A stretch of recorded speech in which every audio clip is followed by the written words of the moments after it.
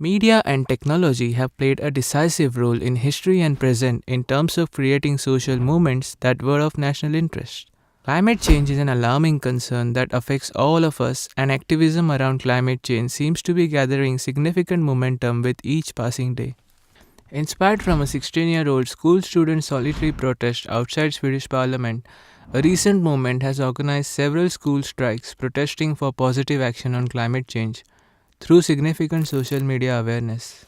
We attempt to explore the contribution of social media platforms such as Facebook, Twitter, and Instagram that elevate the issue of climate change to one of national importance, one that unites the nation together.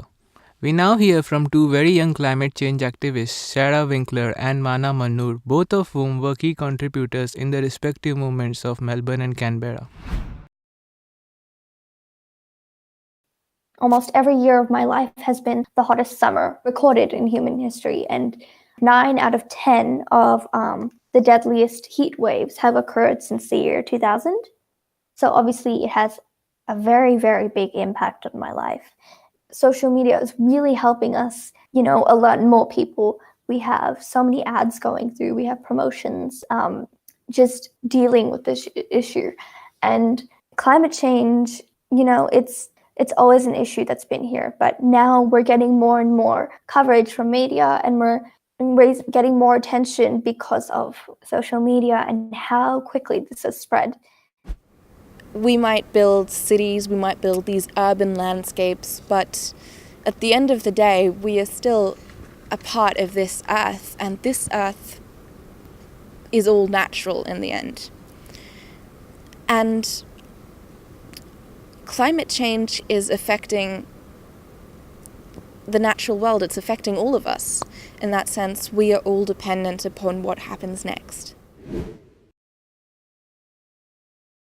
I got involved with the climate activism last year in November, as soon as November 28th climate strike was on. I first learned about the movement reading an article in The Guardian surrounding the work that the 3 students from Castlemaine did in inciting this movement here in Australia, and learning about the work that Greta Thunberg did in Sweden. Social media actually has helped us a lot because our audience is mainly young people. We've gotten young people to stand up for themselves. We've gotten, we want them to realize what a big issue this climate change is, and we want them to realize how this will affect their futures. We have Instagram, Facebook, Twitter. We have everything going through just to get the word out, because young people mainly, they rely on social media. That's how I get my daily news. I'm sure other teens do too. So using social media was a huge advantage for us to get the word out very, very quickly. Considering the fact that the target audience of school strikes for climate are young people, younger generations are far more apt at using social media. I'm sure you have that relative who's asking you what a hashtag is, but generally speaking, most young people do have some sort of platform, if it's only just a private Instagram account. I remember advertising the 15th March strike so much. I put it up on my Facebook, Instagram, everywhere, basically, all social media platforms. And it reached people quicker. And I think I got about 50 people to come on my own through messaging them. We actually do have our own Instagram account.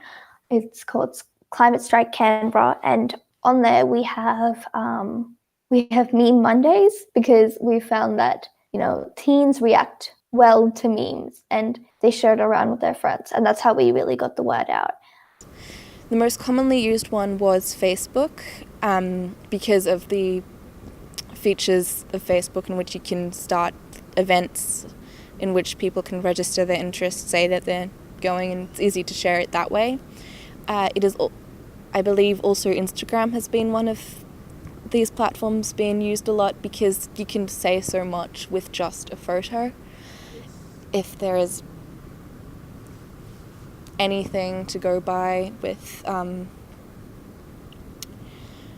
just the seeing. There is that famous photo now of the Sydney strike in which students are playing around with a massive inflatable earth ball, beach ball, and just the fact that it moves so many people, how inspiring it is. That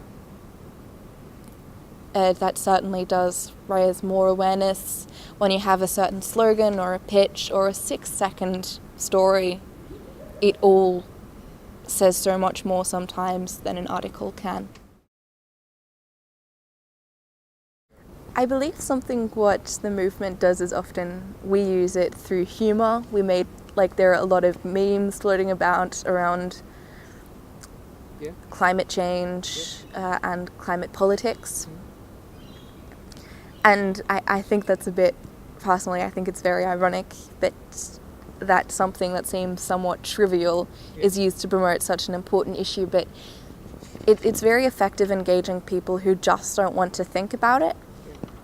Then there is also the fact that perhaps the hardest thing that needs to be done is pushing through the filter bubble, because obviously many social media platforms will tailor their results to fit your needs, wants and desires.